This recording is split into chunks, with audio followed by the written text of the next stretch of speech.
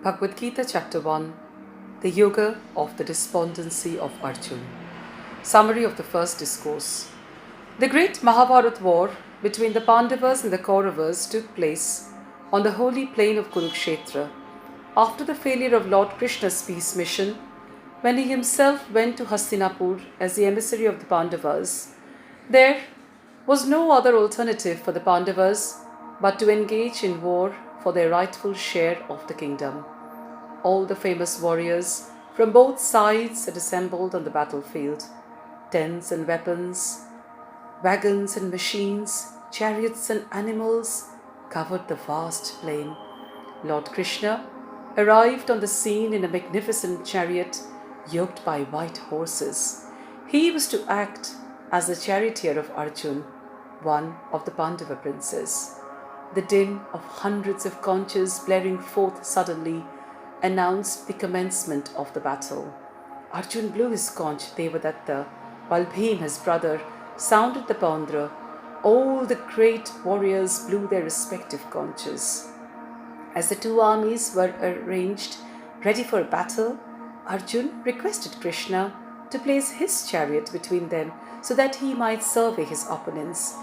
He was bewildered by the scene before him, for he beheld on both the sides fathers and grandfathers, teachers and uncles, fathers-in-law, grandsons, relatives, comrades. Confusion reigned in Arjuna's mind. Should he participate in this terrible carnage?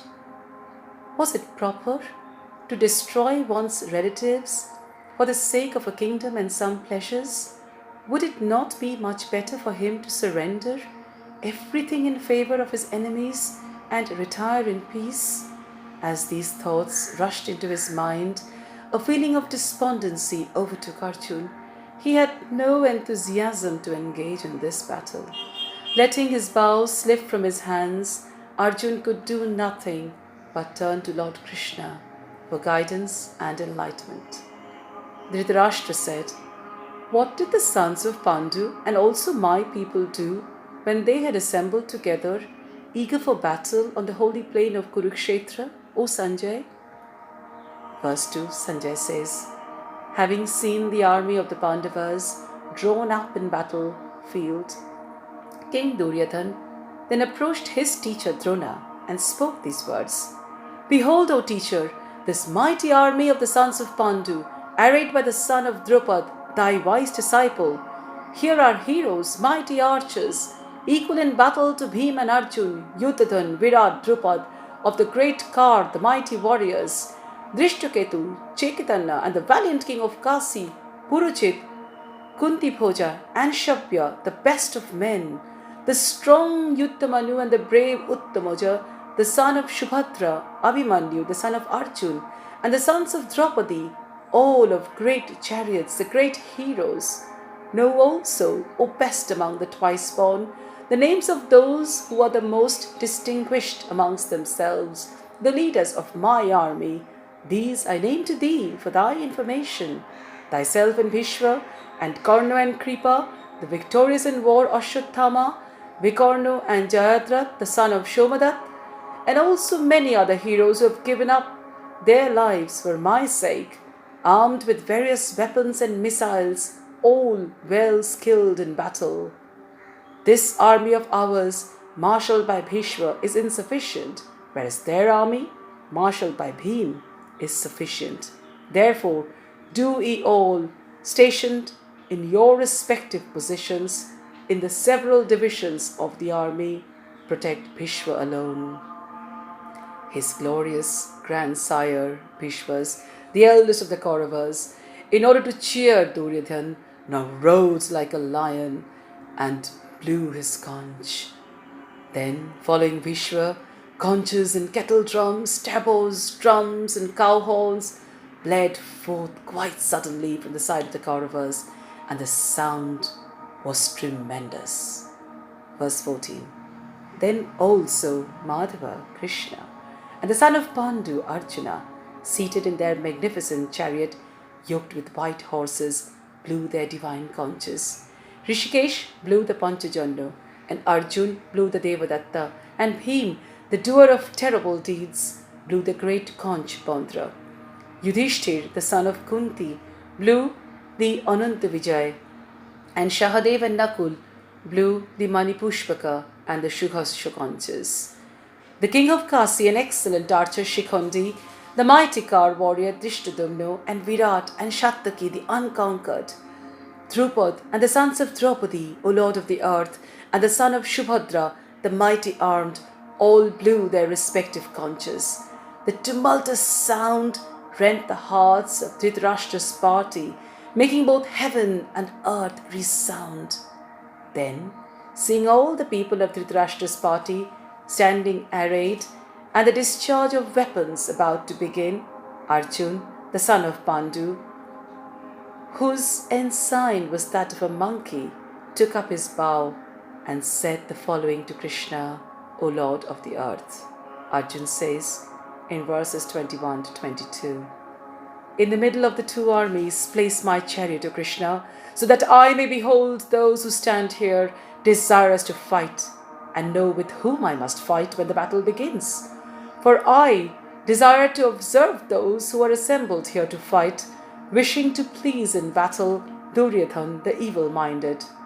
Sanjay says, being thus addressed by Arjuna, Lord Krishna, having stationed that best of chariots, O Dhritarashtra, in the midst of the two armies, in front of Bhishma and Drona, and all the rulers of the earth, said, O Arjuna, behold now all these Kurus gathered together.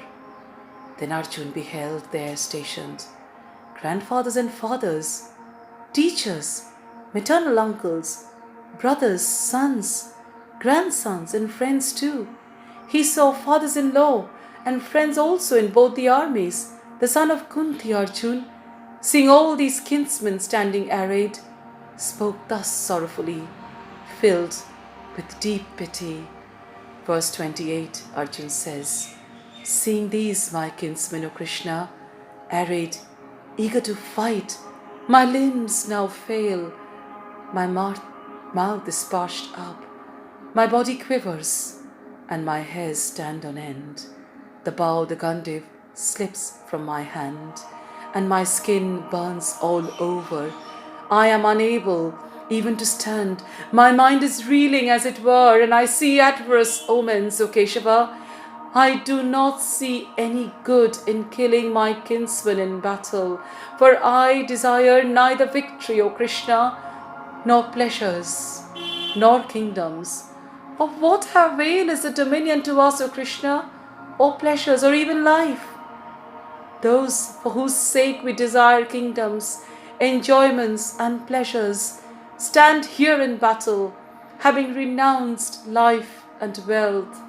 Teachers, fathers, sons, grandfathers, grandsons, fathers-in-law, maternal uncles, brothers-in-law, and relatives, these I do not wish to kill, though they kill me, O Krishna, even for the sake of dominion over the three worlds. Leave alone killing them for the sake of the earth. By killing these sons of Dhritarashtra, what pleasure can be ours, O Janardhan? Only sin will accrue by killing these felons.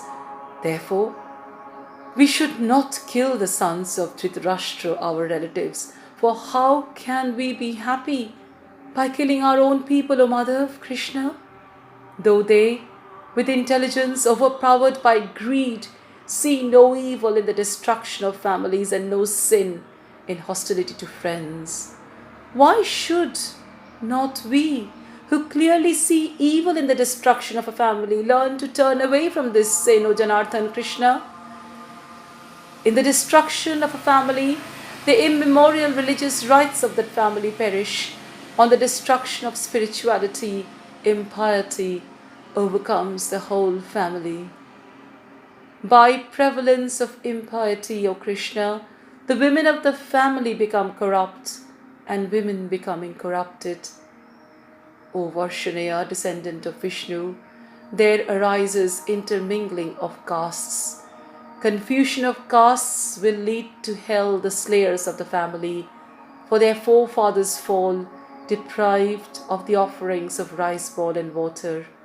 By these evil deeds, of the destroyers of the family, which cause confusion of castes, the eternal religious rights of the caste and the family are destroyed. We have heard, O Janardhan, that inevitable is the dwelling for an unknown period in hell for those men in whose families the religious practices have been destroyed. Alas, we are involved in a great sin in that we are prepared to kill our kinsmen through greed for the pleasures of a kingdom. If the sons of Dhritarashtra with weapons in hand should slay me in battle, unresisting and unarmed, that would be better for me. Verse 47, Sanjay says, having thus spoken in the midst of the battle, Arjun, casting away his bow and arrow, sat down on the seat of the chariot, with his mind overwhelmed with sorrow. Thus, in the Upanishads of the glorious Bhagavad Gita, the science of the eternal, the scripture of yoga, the dialogue between Sri Krishna and Arjuna ends the first discourse entitled The Yoga of the Despondency of Arjuna.